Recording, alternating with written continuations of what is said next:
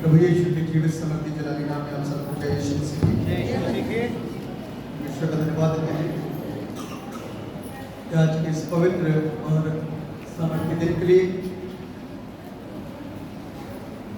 जिसमें परमेश्वर ने हम लोगों को आपके भवन की इस आराधना में शिरकत करने का मौका रख दिया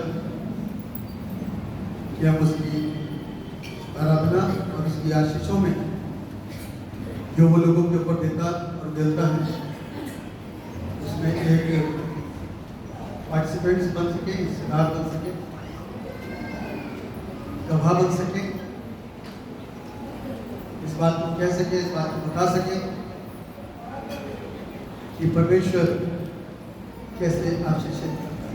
मैं मालूम है, मैं हमेशा इस उदाहरण से बड़ा आशीषित होता हूँ।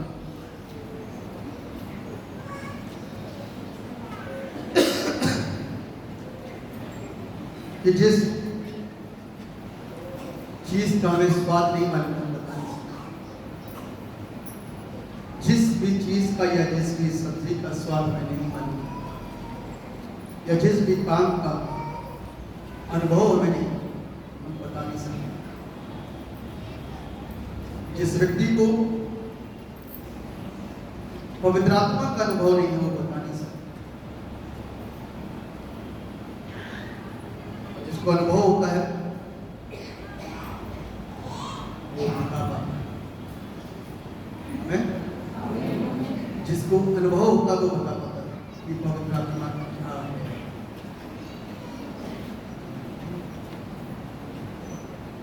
पवित्र आत्मा का इसीलिए बाइबल में लिखा हुआ है,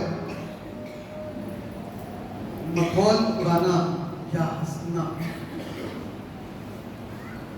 लाइफ के लिए खतरे से खाली बचना ही नहीं।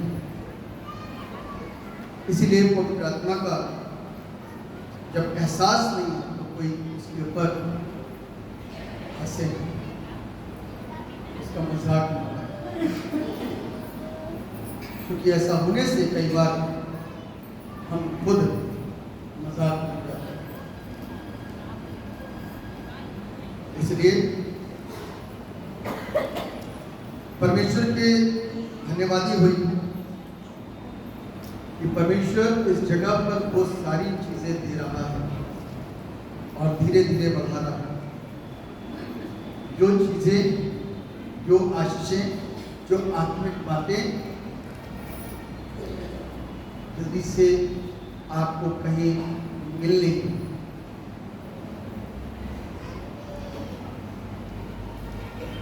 बड़े बड़े जगहों पर आप जाओगे, जब परमेश्वर बहुत सामर्थ्य दास है, वहां पर आप उस अभिषेक को महसूस करोगे। वरना तो जाओगे और लौट के आओगे तो स्वाद कहां से मिलेगा?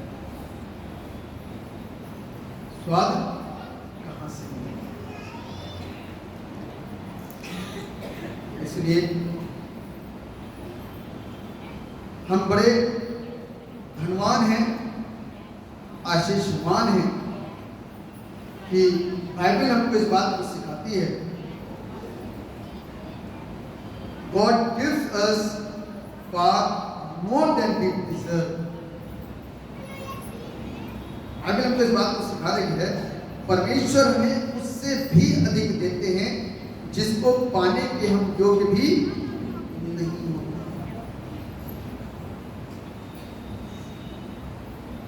हम तो पवित्र परमेश्वर को सुन लें, देख लें, हम तो पवित्र परमेश्वर की बात बहुत दूर, हम तो उस दिन को ये चाहते हैं कि चर्च चले जाएं और चर्च में पादरी साहब से मुलाकात हो। लेकिन यहाँ आने पर परमेश्वर से मुलाकात हो। आमीन, आमीन। क्योंकि जो सामर्थ के काम और पवित्र आत्मा का उतरना, ये हम और आप बाजार से खरीद करके दे नहीं सकते। सब कुछ खरीद सकते हो आप बाजार से, क्रॉस खरीदोगे यीशु की मूर्ति भी जाकर खरीदोगे, जबकि आवश्यकता नहीं। मैं बता रहा हूँ, नया नया विश्वासी चेन खरीद लेगा, चेन पहन लेगा, उसकी आत्मा से सोचेगा बचा रहेगा। लेकिन पवित्र आत्मा कौन सी दुकान में मिलती है? पवित्र आत्मा कहीं मिलता है? कहीं कोई ऐसी शॉप आपको मालूम? इसीलिए गंभीरता के साथ में उस सामर्थ्य के विषय में सोचो,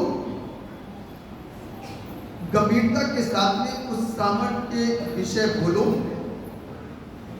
गंभीरता के साथ में उससे जुड़ो। यदि इस चीज के प्रति हम गंभीर नहीं हैं, तो आप इस बात को जान लीजिएगा कि कहीं ठोकर और धोखा ना।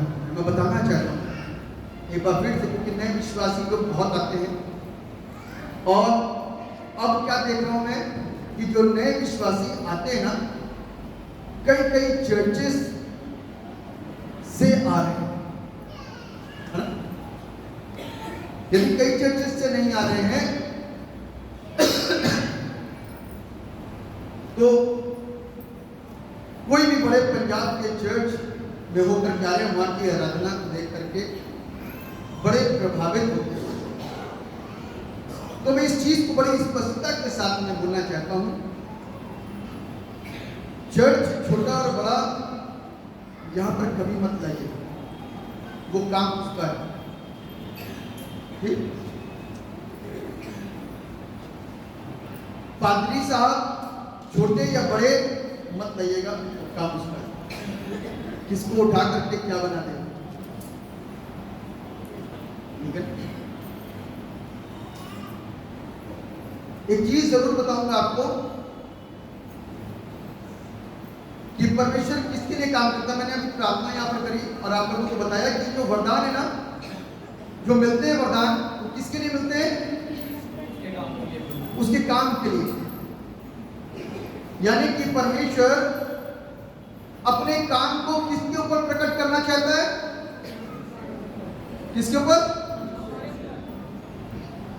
पब्लिक के ऊपर, हमारे ऊपर, जिसके ऊपर उसका काम अभी तक नहीं हुआ, उसके ऊपर परमेश्वर अपने काम को प्रकट करता है। करता है कि करता है? उदाहरण दे रहा हूं, जब पतरस इबादत करके दुआ करके बैठा हुआ था, दर्शन देख रहा था, चादर 3 बार आई और 3 बार उसके पल्ले नहीं पड़ा। परमेश्वर तो पकड़ करके खींच लेता, बेटा चल। यदि हम सच्चे हैं ना,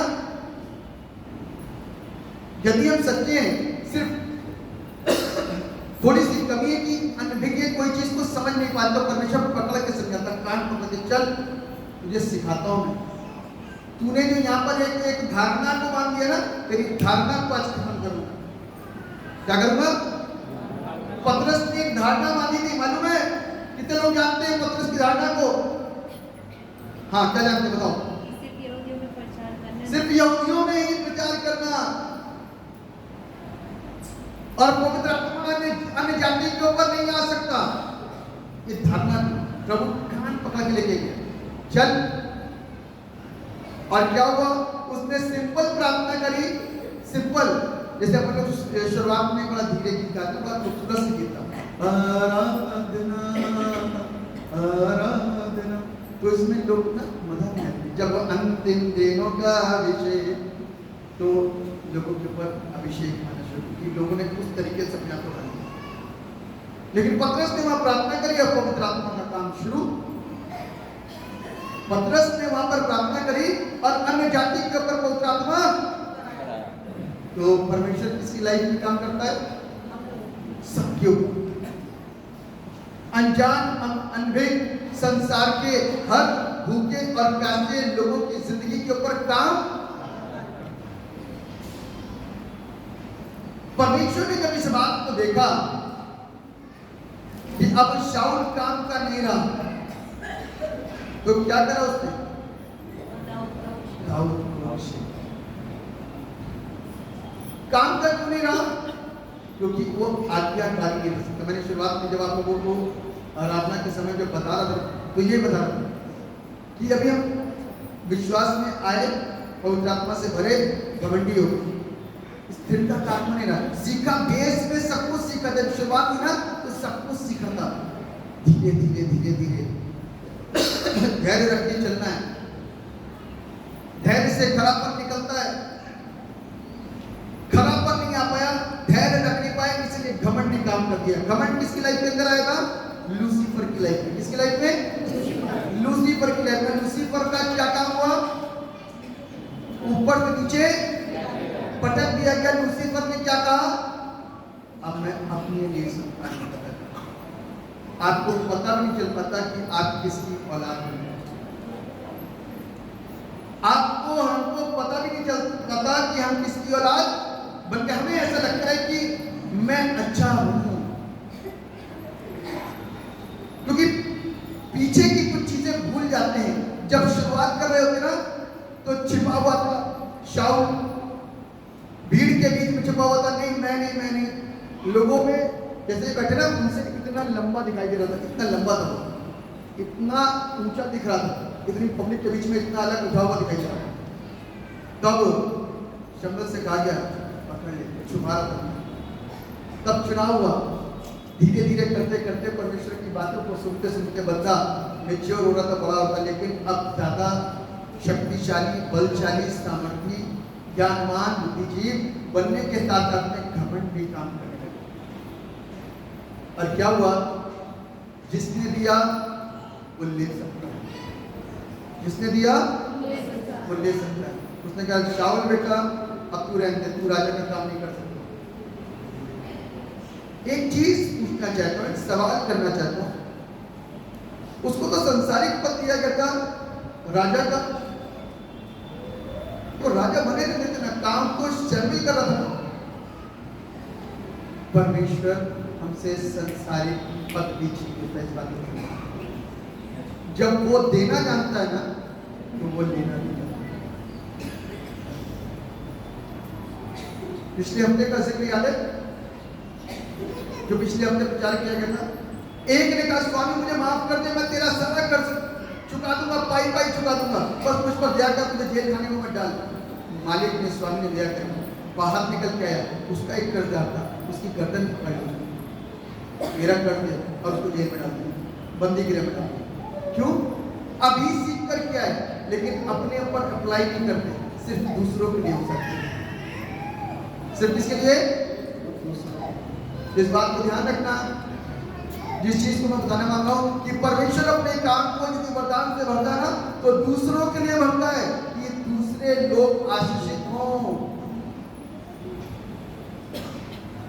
जब पेड़ में फल आता है ना तो बाग खरीद लिया जाता है, खरीद लिया जाता है और खरीद करके बेचा जाता है, दूसरे खाते हैं। पूरा बाग अकेले घर के इंसान खा सकता है? बर्बाद हो जाएगा। क्या हो जाएगा? बर्बाद हो जाएगा। सारा का सारा फल बर्बाद हो जाएगा। 4, 10, 5, 2 कुंटल 3 कुंटल खा पाओगे, उसके ज्यादा नहीं खा पाओगे। सीजन खत्म हो जाएगा, चीजें सड़ जाएंगी पेड़ पे टंगे टंगे या गिर करके। जो वरदान है ना, समाओगे दूसरों के इस्तेमाल करो। जितना जाएगा ना उतना भर गया है, जितना जाएगा उतना ही भर के आएगा।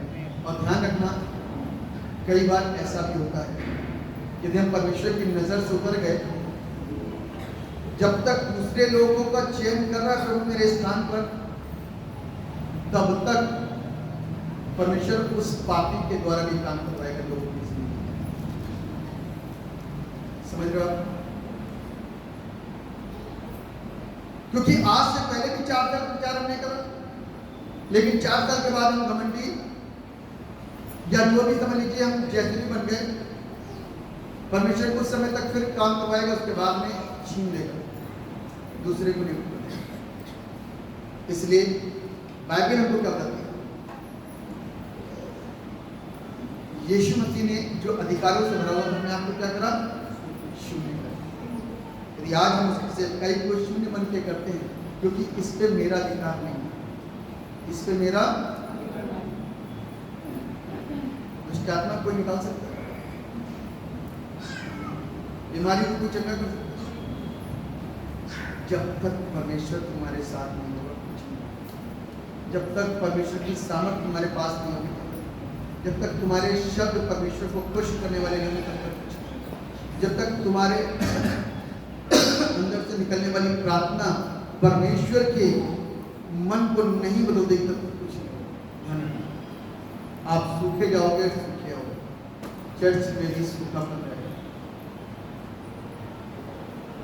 मैं चर्च में भी सूखापन रहेगा। तो इसलिए आप पता नहीं कहाँ से आए हो और किस किस चीज़ों से प्रभावित हो। मैं इस चीज़ को बताना चाहता हूँ कि परमेश्वर का काम आपके द्वारा सच्चाई के साथ जबरदस्ती काम नहीं करना। जब आत्मा आएगा ना तो सारा सिस्टम ऑटोमेटिक हो जाएगा। क्या होगा?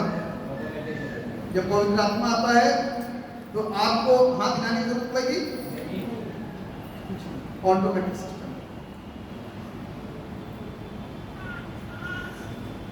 आप सिस्टमैटिक से ऑटोमेटिक में तब्दील हो जाओगे, क्योंकि अब आप अपने नियंत्रण और कंट्रोल में नहीं, किसके नियंत्रण और कंट्रोल में रहोगे?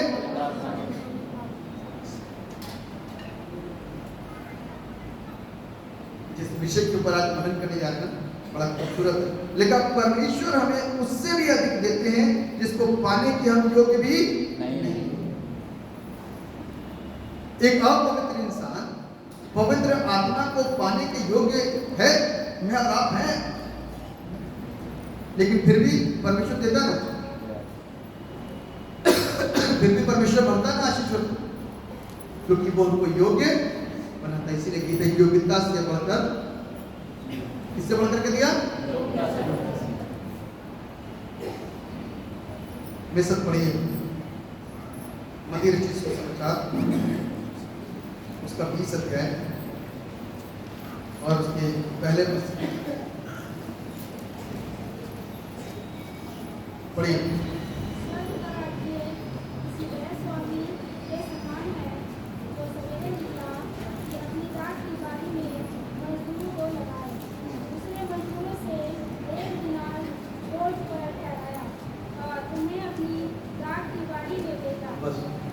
लिखा हुआ है, स्वर्ग का राज किसी गृह स्वामी के समान है जो सवेरे निकला कि अपनी दाख की बारी में मजदूरों को लगाए। उसने मजदूरों से 1 दिनार रोज पर ठहराया और उन्हें अपनी दाख की बारी में भेजा। फिर एक पहर दिन चढ़े उसने निकलकर अन्य लोगों को बाजार में बेकार खड़े देखा। कैसे देखा? बेकार खड़े देखा और उनसे कहा, तुम भी दाख की बारी में जाओ और जो कुछ ठीक है तुम्हें दूंगा। अतः वे भी गए और फिर उसने दूसरे और तीसरे पहर के निकल कर वैसा ही किया। 1 घंटा दिन रहे, उसने फिर निकलकर दूसरों को खड़े पाया और उनसे कहा, तुम क्यों यहाँ दिन भर बेकार खड़े रहे? उन्होंने उससे कहा, इसलिए कि किसी ने हमें मजदूरी पर नहीं लगाया। उसने उनसे कहा, तुम भी दाख की बारी में जाओ। सांझ को दाख की बारी के स्वामी ने अपने भंडारी से कहा, मजदूरों को बुलाकर पिछलों से लेकर पहलों तक उन्हें मजदूरी दे। जब वे आए तो घंटा भर दिन रहे लगाए गए थे तो उन्हें 1 दिनार मिला। जो पहले आए उन्होंने यह समझा कि हमें अधिक मिलेगा, परंतु उन्हें भी 1 ही दिनार ही मिला।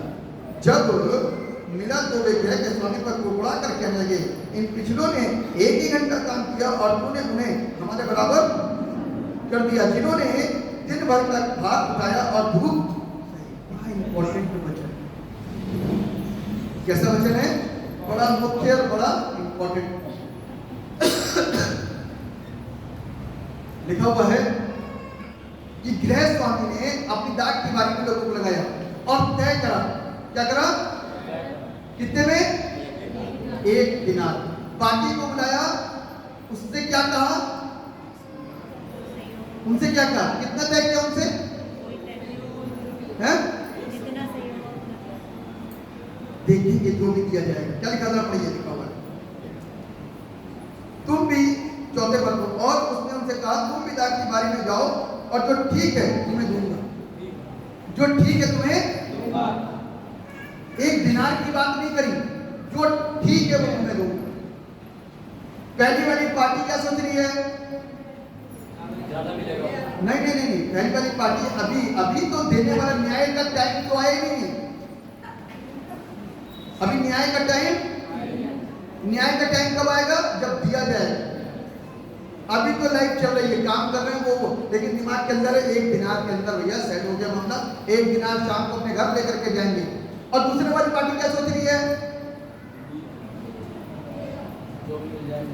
जो भी मिलेगा 1 घंटे ही तो काम कर रहा, वो तो प्रभु स्वामी की इच्छा जो भी दे रहे। भैया तुमको कितने में सेट करा? 1 दिनार। अरे हमको तो इससे कम नहीं है, लेकिन खैर कोई बात नहीं, हम बेकार खड़े थे, हमको कुछ नहीं मिलता, हम तो खाली चले जाते घर में। अरे बच्चे और पत्नियों को कुछ भी ला करके नहीं दे पाते, लेकिन स्वामी ने अपनी दृष्टि को डाला और क्या कहा? खाली क्यों खड़े हो, बेकार क्यों खड़े हो, चलो बारी में चलो, जाकर के काम।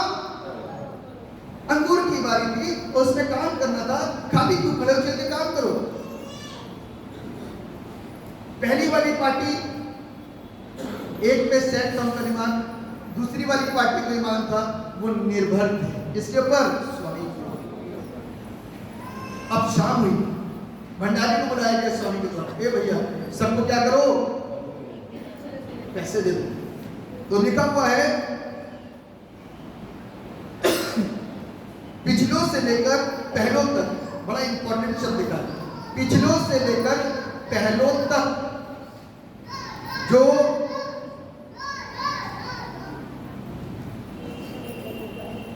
पिछलों से लेकर के पहलों तक उन्हें मजदूरी दे दे। जब वे आए, जो घंटा भर दिन रहे लगाए गए थे, तो उन्हें 1 दिनार मिला। अब टेंशन शुरू हुई, अब फितूर शुरू हुआ, अब काम शुरू हुआ। ये तो 1 घंटे पहले लगे थे, 1 दिनार क्यों दिए? तो मालिक बहुत रहम है। अभी मालिक के प्रति कोई कुड़कुड़ा नहीं रहा। कुड़कुड़ाहट कब शुरू होगी? जब पैसा हाथ में आएगा। अभी तो मालिक के लिए बड़ी भलाई की बात की जा रही है, आप और हम भी ऐसे करते हैं। लेकिन जब कुछ हादसा होगा हमारी लाइफ के अंदर, हमारा कोई अपना हमसे हमारे बीच से चला जाता है, या कोई एक्सीडेंट होता है, या सफलता मिलती है, या दुख मिलता है, या कुछ भी मिलता है, तब हम मालिक के ऊपर कुड़कुड़ाते हैं, तूने क्या कर दिया? हम तो चर्च में जाते थे, लेकिन फिर भी हम तो दुआ करते थे, फिर भी हम तो सेवा करते थे, लेकिन फिर भी हम तो सारे काम वही करते थे जो वहां पर सिखाए जाते थे, लेकिन फिर भी। मैं इसके ऊपर एक बात बोलूंगा, ध्यान रखना। धन्य वे हैं जो उदाहरण बनते हैं। धन्य वे हैं जो उदाहरण बनते हैं। कभी अय्यूब की पुस्तक उसका 3रा अध्याय खोल करके पढ़ लेना। पढ़ा है किसी ने? याद है किसी को? खोल के देखो। नहीं, ऐसा नहीं लिखा हुआ, ऐसा नहीं लिखा। इसीलिए मैंने कहा पढ़ा सबने, लेकिन याद नहीं होगा। उसने अपने जन्म के दिन को कोसा। मालूम है क्या करा उसने? जन्म के दिन को कोसा। और कैसे कैसे कोसा, ये आप पढ़ोगे ना तो सोचोगे कि वो कितना बुद्धिमान व्यक्ति है। अय्यूब कितना बुद्धिमान व्यक्ति था। जरा उसकी लैंग्वेज को शुरू से लेकर के आखिर तक पढ़ोगे ना तो पता चलेगा कि अय्यूब कितना बुद्धिमान व्यक्ति था। एंड में लेकिन परमेश्वर को नहीं पूछा। बड़ी खूबसूरत बात कि परमेश्वर के खिलाफत में एक शब्द नहीं निकाला। जो कुछ भी करा अपने लिए बोला, क्योंकि पीड़ा सहन नहीं कर पाया। एक नहीं मरा था ना, बहुत सारे लाइन से एक जब नहीं खत्म हुआ था, पूरा का पूरा फैमिली खत्म हो गया था, सारा बिजनेस खत्म हो गया था, इतनी प्यारी औलादें सब खत्म हो गई थी, इतना सारा बिजनेस सब खत्म हो गया था, जो नौकर चाकर थे, जो जी हुजूरी भी करते थे, सब खत्म हो गए थे। लाइन से सारा सिस्टम सब ऐसा तहस नहस हुआ। जैसे आज की तारीख में आप युद्ध में देख रहे हो ना, कितना तहस नहस हो रहा, सब कुछ तहस नहस हो गया। आप सोचो कि सहन कर पाते हो लोग। 3रा अध्याय जब आप पढ़ोगे ना तो लगता है कि अय्यूब कितना दुख से भरा हुआ, अपने जन्म के दिन को परमेश्वर को नहीं पूछा। हमारा क्या इतने दिलदार बन सकते हैं? दिखावा वाला काम, सच्चाई वाला, ऐसे दिलदार बन सकते हैं? क्योंकि हम तो बाद में कहते थे प्रभु हम तो तेरे चर्च में आते थे, सब कुछ करते थे, लेकिन तूने हमारा ही अपना किया। हमको ये नौकरी मिली नहीं, हम ये नौकरी चाहते थे, हमको ये लड़की नहीं मिली, ये लड़की चाहते थे, हमको ये लड़का नहीं मिला। पादी साहब सरकारी नौकरी वाला लड़का था, रिश्ता छूट गया से। हमको इतनी दुआ करते थे, पैसा सुनी क्यों नहीं? हमारा तो अपना चला गया, दुआ सुनी क्यों नहीं गई पादी साहब? परमेश्वर चेक कर रहा है, बंदा उतरने में पाएगा नहीं, ज्यादा आशीष हो पाएंगे जो उदाहरण में। मैं इस बात को महसूस कर पाता हूँ तब, क्योंकि इब्राहिम से अच्छे, मूसा से अच्छे, शद्रक मेशक अबेदनगो से अच्छे, जो कस्बों में गए पौल, उनसे अच्छे, अय्यूब से अच्छे हम नहीं हैं, इनसे अच्छे नहीं हैं। लेकिन मैं इस बात के ऊपर विश्वास करता हूँ, सोचता हूँ कि ये सारे लोग एक कैटेगरी होगी इनकी, मैं सोचता हूँ कुछ ना कुछ तो होगा, एक कैटेगरी तो होगी। हम लोग सब बुलाए जा रहे हैं, अच्छी बात है, हम सब स्वर्ग जाएंगे, लेकिन इन लोगों ने जो स्पेशल तरीके से आज बाइबल को जब हमारा पढ़ते हैं ना, तो अय्यूब को पढ़ते हैं, शद्रक मेशक अबेदनगो को पढ़ते हैं, एलिया को पढ़ते हैं, पौलुस को पढ़ते हैं, स्तेफनस को पढ़ते हैं, पतरस को पढ़ते हैं, इनको पढ़ पढ़ करके तो विश्वास बढ़ा रहे हैं। तो ये इनका स्तर हमसे ऊंचा होना चाहिए।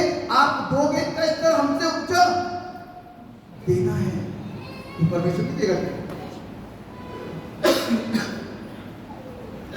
परमेश्वर नहीं देगा क्या इनको ऊंचा स्तर? ये उदाहरण बने हैं, इन्हीं को पढ़ पढ़ करके हमने बाइबल से प्रचार किया लोगों को।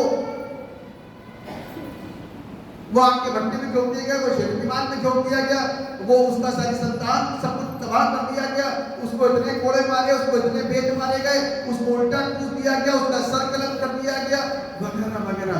ये सारे क्यों हैं? इन लोगों ने शिकायतें दर्ज नहीं कराई कोई रजिस्टर के अंदर, तो इनका स्थान कहां पर होगा? इनका स्थान कहां पर होगा? ये इन्होंने शिकायतें दर्ज नहीं कराई, हम नीचे वाले शिकायतें दर्ज करते हैं, और शिकायत करते करते प्रभु को छोड़ भी देते हैं। बहुत सारे लोग शिकायत दर्ज करते करते बहुत सारे लोग प्रभु यीशु मसीह को छोड़ भी देते हैं। ये ध्यान रखना कि आप कौन से स्तर के विश्वास को मेंटेन कर रहे हो, मतलब स्तर या अलग कोई स्तर। परमेश्वर का प्रेम 3 कैटेगरी में है। एक वो जो लालच से भरा हुआ है, जिसको गंदा प्यार बोलते हैं। एक प्यार वो है जिसको फीलियल लव बोलते हैं, जिसमें माँ बेटे का, बाप बेटी का, गुरु का शिष्य के साथ में एक अच्छा रिश्ता है। तीसरा अगापे लव होता है, अर्थात परमेश्वर का प्रेम, निस्वार्थ लव, निस्वार्थ प्रेम, जिसके अंदर कोई कंडीशन अप्लाई नहीं होती। आप कंडीशन अप्लाई करके चर्च में बैठे हो कि मेरा ये काम बन जाए, मेरा वो काम बन जाए, मेरे ये सारी चीज हो जाए, तो ध्यान रखना कि परमेश्वर आपके ऊपर काम तो करेगा, लेकिन आप में से बहुत सारे लोग स्वर्ग के राज के वारिस नहीं हो पाएंगे। आप में से बहुत सारे लोग स्वर्ग के राज के वारिस नहीं। मैं आज प्रार्थना दोबारा इसीलिए कर रहा हूं, प्रभु को मालूम है कि तुम्हें सिर्फ एक बात करना है। जानता नहीं मैं, जानता ही नहीं है। पाप करते हुए हम सब पापी हैं, मानते हैं? पाप करते हुए हमको हो सकता है हमारे पापा, हमारी मम्मी, हमारा भाई, हमारी बहन, हमारी पत्नी, हमारा पति, हमारे बच्चे ना देख पाए, लेकिन कई 100 किलोमीटर दूर से हमारा परमेश्वर मुझको रात में, जिसकी उपस्थिति में आप सब और मैं भी बैठा हूं, कई 100 किलोमीटर से हमारे ब्रेन के अंदर जो चीजें चमकनी शुरू हुई ना, वो देख लेता, वो समझ लेता है। हमारा आप नहीं समझते, हमारे पेरेंट्स नहीं समझ पाते, हम अगल बगल बैठे क्या ये चल रहा है नहीं आते, लेकिन वो दिल और गुर्दों को जांचने वाला परमेश्वर, मन को जांचने वाला परमेश्वर। बाइबल कहती है योग्यता से बढ़ करके उसने मुझको रख दिया। पहले वाले सोच रहे थे इनको एक मिला। देखिए अभी मिनट के अंदर, सेकंड के अंदर चीजें बदल जाएंगी। खुशी गुस्से में तब्दील होने वाली है। खुशी काय में तब्दील हो रही है? गुस्से में। जब 1 घंटे वाले को 1 दिनार मिली तो खुशी की लहर घूम गई। अब हमारी सैलरी भी बढ़ गई ना। 1 दिनार सिर्फ सेकंडों का, कुछ समय का फर्क आया। और जब इनके हाथ में भी 1 दिनार रखा गया, इनके हाथ में भी 1 दिनार रखा गया तो कुड़कुड़ाहट आ गई, गुस्सा आ गया। क्यों? ये जिन्होंने 1 घंटा काम किया, ढंग से नहीं किया, इनको 1 दिनार, तो हमारे साथ इतना अत्याचार क्यों? तब स्वामी ने क्या कहा? मैं तुम्हारे साथ अत्याचार नहीं करा। क्या मैंने तुम्हारे से 1 दिनार ठहराई? क्या मैंने तुम्हारे से 1 दिनार ठहराई थी? हाँ ठहराई थी। फिर कुड़कुड़ाहट? हमने तो धूप में, तपन में, सारी चीजों में काम किया, फिर कुड़कुड़ाहट क्यों? आज मालूम है बहुत सारे लोग जो आप सब बैठे हैं, बहुत सारे लोग व्यवस्था के अनुसार चलते, बहुत सारे लोग अनुग्रह के अनुसार चलते। अनुग्रह वाले मालूम क्या कहते हैं? प्रभु की इच्छा, प्रभु जो चाहे। व्यवस्था वाले प्रेम करते हैं तो हमारा है, हम इससे अधिक लेंगे। व्यवस्था वाले क्या कहते हैं? ये तो हमारा है, हमारा हक है, हम इससे अधिक लेंगे। लेकिन अनुग्रह वाले डिपेंड है अपने स्वामी के ऊपर, जो चाहे वो। आमीन। सेवक बनना है, सेवक बनना है ना? सेवक बनना है, ये पुत्र पुत्री बनना है। देखो सेवक जो बन करके काम करेगा, सेवा ही। सेवक बन करके जो काम करेगा वो बाद में इंतजार करेगा। जो पुत्र पुत्री बन करके काम करेगा अपने घर के अंदर, तो कोई काम का पैसा लेता है क्या? आपने 4 बाल्टी भर करके घर में डाल दी तो कितने रुपए लेते हो अपने घर के अंदर? और किसी को बुलाया, बेटा 4 बाल्टी भर दो, क्या 1 बाल्टी का 5 रुपए 20 रुपए होगा भाई, भरते थे 20 रुपए दे देंगे तुझे, घर में बूढ़े हैं कोई भर नहीं पाएगा, 20 रुपए ले लेना, भर लेना। कौन से वाले बनना चाहते हो? 20 वाले। मालूम है जो पुत्र पुत्री बनेगा वो आशीषित होगा। क्योंकि बाइबल इस बात को कहती है, जितनों ने उस पर विश्वास करा उसने उन्हें अपनी संतान होने का अधिकार दिया। और यदि आज आप संतान नहीं बनना चाहते, ड्यूटी करने वाले बनना चाहते हो, ड्यूटी करने के लिए तो कुछ नहीं कर पाओगे। आप पहले वालों के समान अपेक्षा रखोगे कि हमको मिल जाए, लेकिन बाद वाले डिपेंड किसके ऊपर थे? स्वामी के ऊपर। जो भी दे दे, हम योग्य थोड़ी ना थे, योग्यता से बढ़ करके वो युग में होंगे। अरे जब इनको 1 मिला ना तो सोचा उनको 2 मिलेगी या 3 मिलेगी, 4 मिलेगी, है ना? जब इनको मिला पहले में 1 दिनार, तो पहले वालों ने सोचा कि हमें 2, 3, 4 मिलेगी, और इन लोगों ने भी सोचा कि इनको 2, 3, 4 मिलेगी। लेकिन जब उनको भी 1 दिनार मिली, उन्होंने सब काम कर दिया। योग्यता से बढ़कर के, योग्यता से बढ़कर के परमेश्वर क्या कहता है? मेरा पैसा कोई तुझसे छीन सकता है? आपसे कोई जबरदस्ती पैसा छीनेगा? मजदूरों को यदि सेट करोगे तो रुपया मजदूर चल रहा है 400, 450, मिस्त्री 600, 650, उससे ज्यादा कोई देता है? ज्यादा काम करवाएगा कोई तब ज्यादा मिलेगा, वरना तो क्या कम कर लो, है ना? कोई बड़े दिल वाला नहीं, सिर्फ परमेश्वर को छोड़कर। आज वो 1 पे खुश रहते तो शायद दूसरे दिन जो उनको मिलने वाला था वो उनसे थोड़ा मिल सके। मैं क्योंकि बाइबल में क्या लिखा हुआ है? उसने मजदूरों से एक दिनार रोज पर ठहराया, यानी कि काम बड़ा था, काम कई दिन का था। उसने लिखा है मजदूरों से एक दिनार रोज पर ठहराया ताकि रोज एक दिनार हो पाए। लेकिन उन्होंने पहले दिन ही अपने कुड़कुड़ाहट को दिखा करके वो आशीष जो उनको दूसरे दिन मिल सकती थी या तीसरे दिन मिल सकती थी उसको खो दिया। इसलिए भी आज हम लोगों को इस चीज को सीखने की जरूरत है कि हम अपनी लाइफ के अंदर जब परमेश्वर के पास आते ना तो कुड़कुड़ा करके ना, परमेश्वर के पास कुड़कुड़ा करके ना आए, आनंद के साथ, सच्चाई के साथ, सच्चे हृदय के साथ उसके पास आइए, तो उससे हम और आप आशीष प्राप्त करेंगे। लिखा हुआ है उन्होंने उससे कहा इसलिए कि किसी ने हमें मजदूरी पर नहीं लगाया। उसने उनसे कहा तुम भी दाख की बारी में जाओ।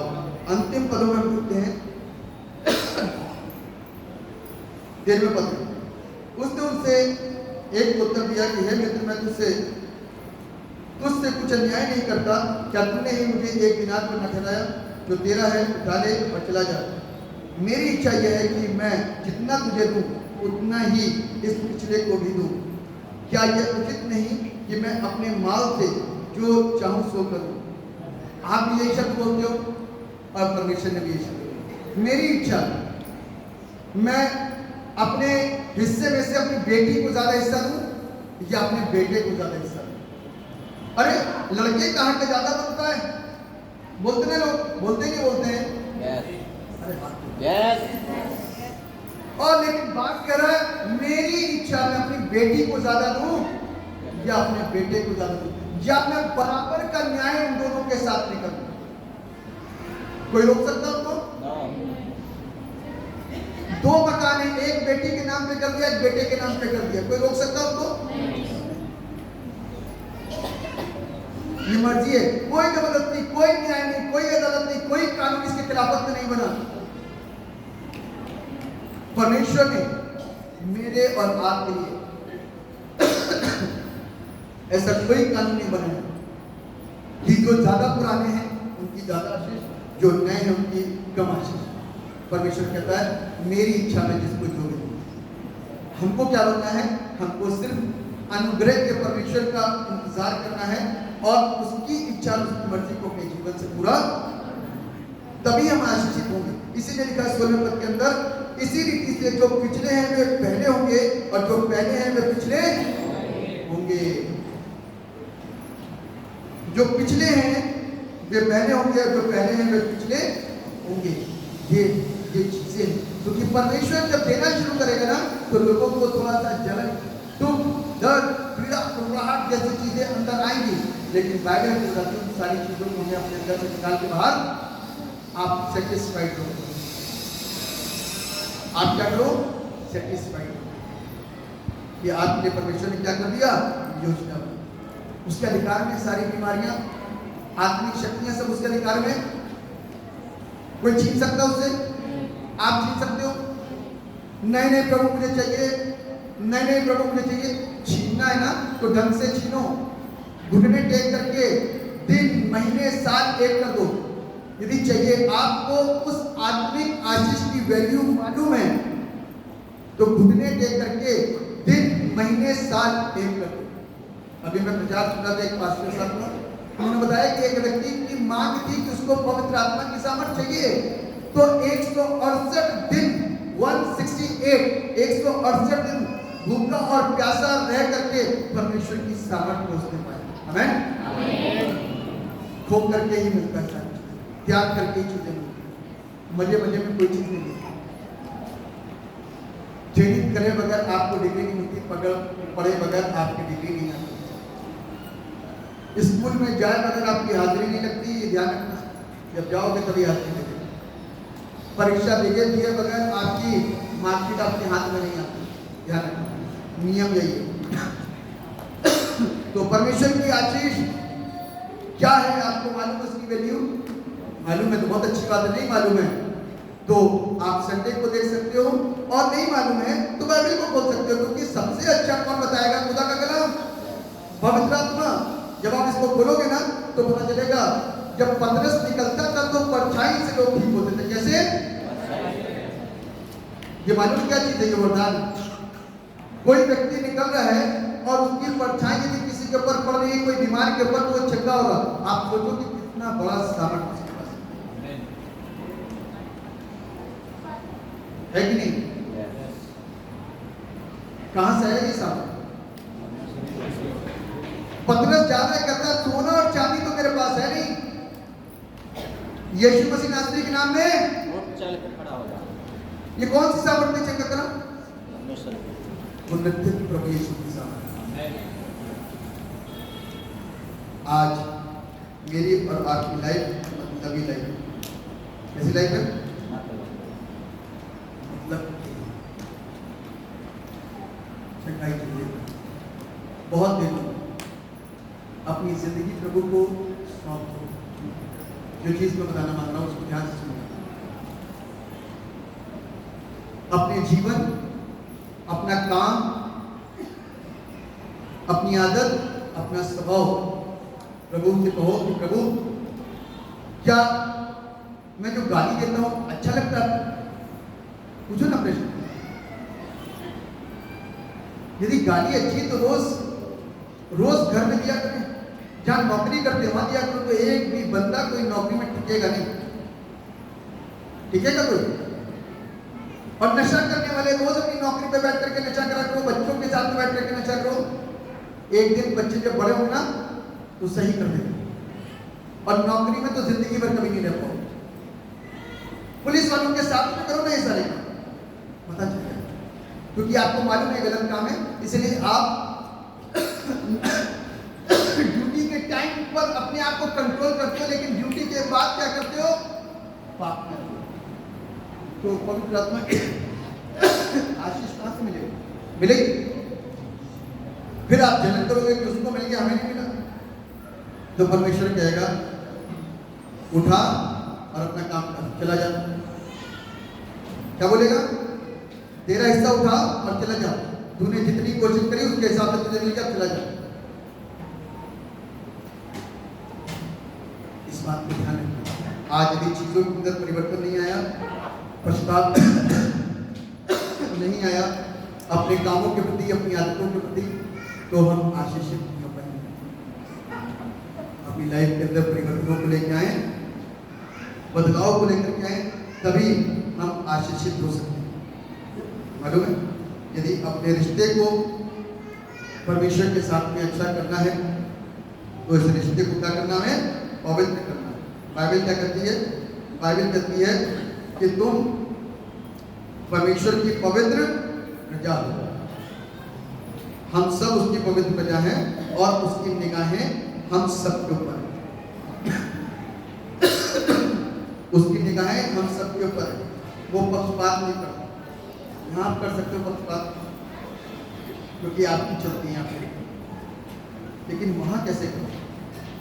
स्वर्ग छीन लेगा कोई? ताकतवर है कोई जो सबसे ताकतवर है? स्वर्ग छीन लेगा? प्रभु से झूठ बोल करके, बातों को घुमा करके स्वर्ग ले लेगा? फिर जब नहीं ले पाएगा तो कहां जाओगे? कहां जाएंगे? अब फैसला आपका है कि हमको और आपको क्या करना है। हमको और आपको क्या करना है? प्रभु ने तो योग्यता से भर करके दे दिया। आप में से सबको देखो, प्रार्थना हुई ना, लोग सब पवित्र आत्मा से भरे। कितने लोग पवित्र आत्मा से भरे? अब कितने लोग काम करेंगे? कितने लोग जीवन देंगे? कितने लोग समर्पित होंगे? कितने लोग सच्चे रहेंगे? कितने लोग स्थिर रहेंगे? कितने लोग खड़े रहेंगे? कितने लोग डटे रहेंगे? कितने लोग खड़े रहेंगे? कितने लोग दूसरों के लिए एक शील्ड बनेंगे? शील्ड का मतलब समझ गए ना? एक ढाल। पतरस, मैं तुझ पर क्या करूंगा? कलीसिया स्थापित करूंगा। क्या करूंगा? स्वर्ग की कुंजियां तुझे। कुंजी किसके पास में? पतरस का तुझे दूंगा। अब पतरस को परमेश्वर ने क्या करा? जब अभिषेक उड़ेला ना, अरे अन्य जाति के ऊपर पवित्र आत्मा कुंजी से बुद्धि खुल गई उसकी, बुद्धि खुल गई। अब प्रचार का तरीका थोड़ा चेंज हो गया, अब सबको गले लगाने लग गया, सबसे प्यार करने लग गया। क्यों? अभिषेक उसके ऊपर है, अभिषेक उसके ऊपर है। अभी पीछे हम लोग एक दुआ में गए, बड़ा सुंदर वचन परमेश्वर के दास के द्वारा मिला, और मैं कहता हूँ कि जब मैं उस वचन के द्वारा आशीषित हूँ तो आपके साथ में भी वो वचन रखूँ, ताकि आप भी उस अभिषेक को प्राप्त करो जो उस दास के मार्फत हम लोग मिले और हम लोग आशीषित हों। और आपको मालूम है 2 घंटे के प्रचार के अंदर 1.5 घंटा उस वचन को सुन करके पब्लिक रोती रही और खड़ी रही। 1.5 घंटा आप तो बैठे हो मस्त, वो पब्लिक पूरी 1.5 घंटा खड़ी रही और आंसू से रोती रही। ऐसा वचन, आधा घंटा तो बैठे रहे कोई दिक्कत नहीं, लेकिन 1.5 घंटा जो कमाल हुआ ना वचन का। लेकिन जो समझने वाले हैं, जो वचन के भूखे और प्यासे हैं, जिनको परमेश्वर का वचन मालूम है, वही समझ। हर एक व्यक्ति के ऊपर से बाउंसर निकलेगा। इसलिए अपने आप को तैयार करिए। परमेश्वर ने जो भलाई आपके लिए और मेरे लिए की है, आप दूसरों के लिए वही भलाई करने के लिए तैयार हो। और जो परमेश्वर ने अभिषेक आपको दिया है, उसके द्वारा अपने आप को तैयार करो। परमेश्वर से बात करो, परमेश्वर से कहो कि मुझे ऐसा होना है, ऐसा बनना है, दूसरों के लिए आशीष बनना है, तो मुझे दूसरों के लिए आशीष बना, चाहे लड़की हो या लड़का हो, चाहे विवाहित हो चाहे अविवाहित हो, क्योंकि अब दिन बहुत निकट है। टीवी कितने लोग देख रहे हैं? टीवी न्यूज कितने लोग देख रहे हैं? बहुत कम लोग देख रहे हैं। अरे ये बहुत कम लोग देख रहे हैं।